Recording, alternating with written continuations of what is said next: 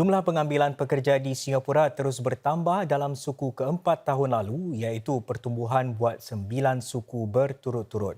Menurut perangkaan awal Kementerian Tenaga Manusia MOM, kadar pengangguran kekal stabil manakala kadar pemberhentian pekerja merosot berbanding suku sebelumnya.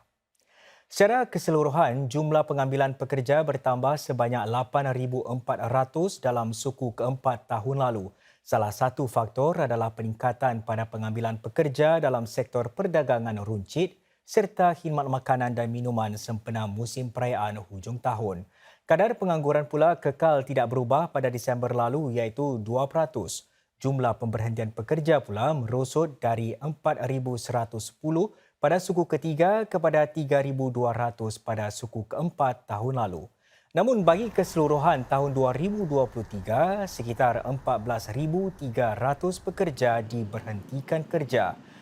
Jumlah itu adalah sekitar seganda lebih tinggi berbanding kira-kira 6,400 pemberhentian kerja yang dicatat pada 2022.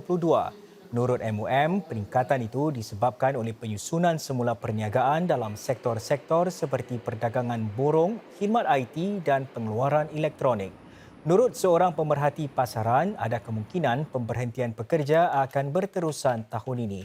Ini terutama sekali dalam sektor seperti perdagangan borong dan teknologi yang mungkin menghadapi cabaran ekonomi.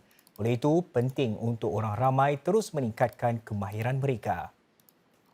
We have actually done a lot here in Singapore to really upskill and reskill the workforce towards the new economy. Wage increase was something to look out for in 2024. The employees themselves who have actually acquired over the last few years in terms of their skill sets, also enable them to derive at a higher wage level as well. We can safely say that to some extent, we are ready, right? There are support schemes out there to support the retrenched workers. Laporan lebih menyeluruh MOM akan diterbitkan pada pertengahan Mac. Dan seterusnya, saudara, Singapura berjaya mencapai kadar kematian di tempat kerja yang rendah seperti yang diinginkan lebih awal daripada sasaran pada tahun 2028. Buat pertama kali angkanya merosot di bawah 1. Sepanjang 2023, 0.99 kematian dicatat bagi setiap 100,000 pekerja, turun daripada kadar 1.3 pada 2022. Namun MOM menggesa firma-firma untuk terus berusaha memastikan tempat kerja kekal selamat. We may not be able to go much lower than 1 in 100,000 because this is already best in class. Whether we can maintain it though depends on all of us not letting up our recent efforts. This will require all of us to stay the course, remain laser focused in our objectives, and reinforce a strong and pervasive culture of workplace safety excellence. We need to have proper risk assessments in place.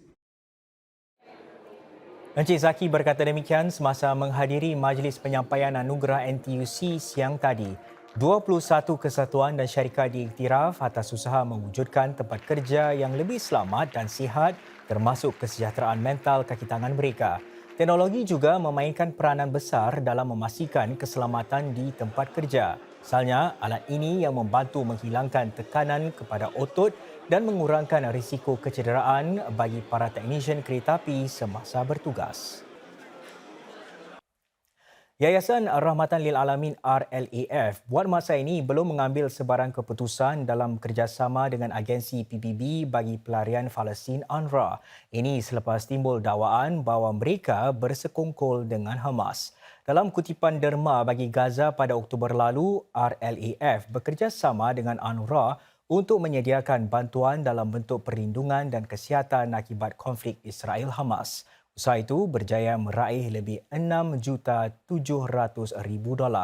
Dalam jawapan bertulisnya kepada pertanyaan berita Mediacorp, RLAF menyatakan buat masa ini siasatan terhadap UNRWA masih dijalankan dan ia akan membiarkan UN dan UNRWA menyiasat dakwaan-dakwaan itu sepenuhnya dan secara menyeluruh.